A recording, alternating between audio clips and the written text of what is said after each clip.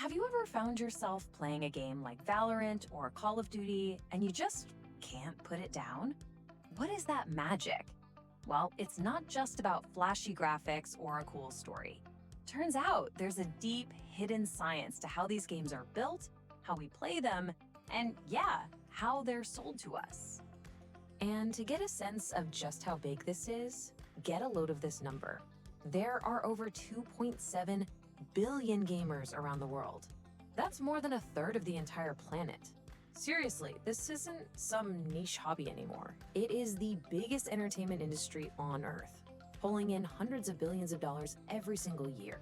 But that kind of begs the question, right? When a player drops $60 on a new game or maybe $10 on a new cosmetic skin, what are they actually paying for? Is it just a piece of software? Some cool looking pixels? Well, the real answer is way more interesting, and it gets right to the very heart of how modern business works. You see, game studios figured something out. They're not just selling a product or even a service anymore. Nope, they are selling a meticulously crafted experience. That thrill you get from a last-second win, the adventure you share with your friends, that pure satisfaction of finally getting your character to look exactly how you want, those are the real moments, and that has become the real thing they're selling. Okay, so check this out. This chart kind of maps out the whole evolution of business itself. We started way back with just trading basic stuff, like coffee beans.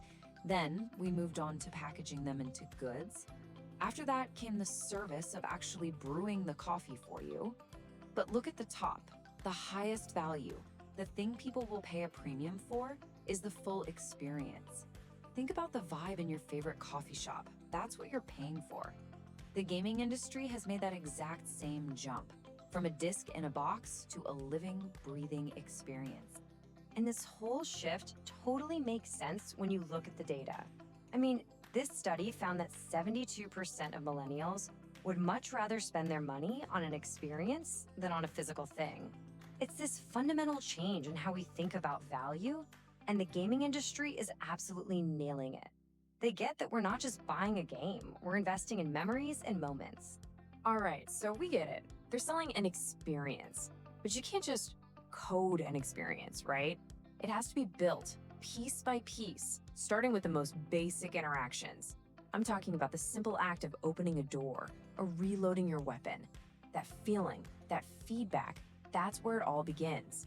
So let's peel back another layer and look at the actual building blocks of fun, the game mechanics. This chart is actually pretty fascinating. It's from a study that broke down 17 modern shooter games to see which mechanics pop up the most. And the results are crystal clear. Aiming down sights, that's ADS, and reloading, they're in pretty much every single game. They've become the basic language of the genre. If you're playing a shooter, you just expect to be able to do these things. It's like the core grammar for how we interact with these worlds. But even something as basic as weapon recoil can be designed in two completely different ways. You can have predetermined recoil, where the pattern is the same every time. That's perfect for competitive players who want to grind and master it. Or you can go with random weapon accuracy, which is way more forgiving and easier for casual players to just pick up and play. So that one single design choice can totally define who the game is actually for. So we have the experience, and it's built on a foundation of these really carefully chosen mechanics. But that leads us to the multi-billion-dollar question. Why do we spend real money on virtual stuff that often doesn't even change the gameplay? Trust me, it is not an accident. To understand that, we have to go one layer deeper, into the psychology of why we buy, well, anything. So to unpack this, researchers use this framework that helps explain why we buy things. And what it suggests is that our choice to buy something isn't just random. It's actually driven by a mix of 5 key values that we perceive. You can think of them as the subconscious questions we ask ourselves right before we hit that buy button. And here they are: functional, conditional, social, emotional, and epistemic. Now, don't worry, you don't have to memorize all these. The really key thing to know is that while this model works for pretty much any purchase, A study on battle royale games found that when it comes to in-game items, a few of these values are way more important than the others. In fact, a study that focused specifically on millennial players in mobile battle royales, think games like PUBG Mobile or Fortnite, found that 3 specific values consistently predicted whether or not a player would make an in-game purchase. And this gets us right to the core of the modern gaming business model. So what are they?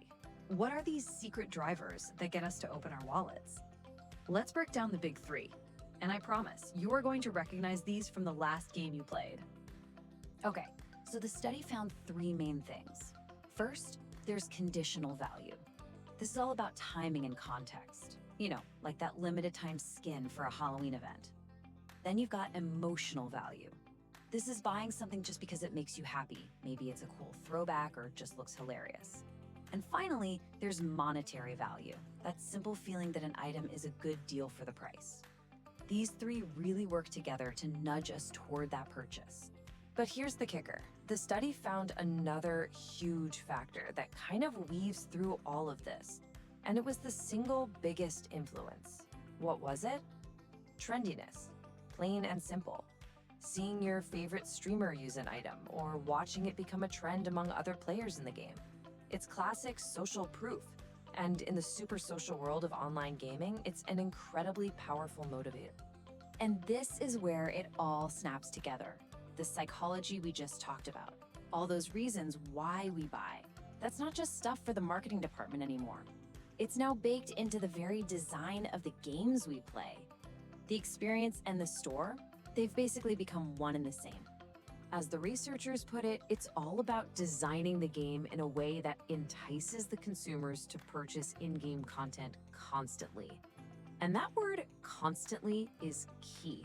It means everything from the core gameplay loop to those special limited time events is designed not just to be a great experience, but also a profitable one.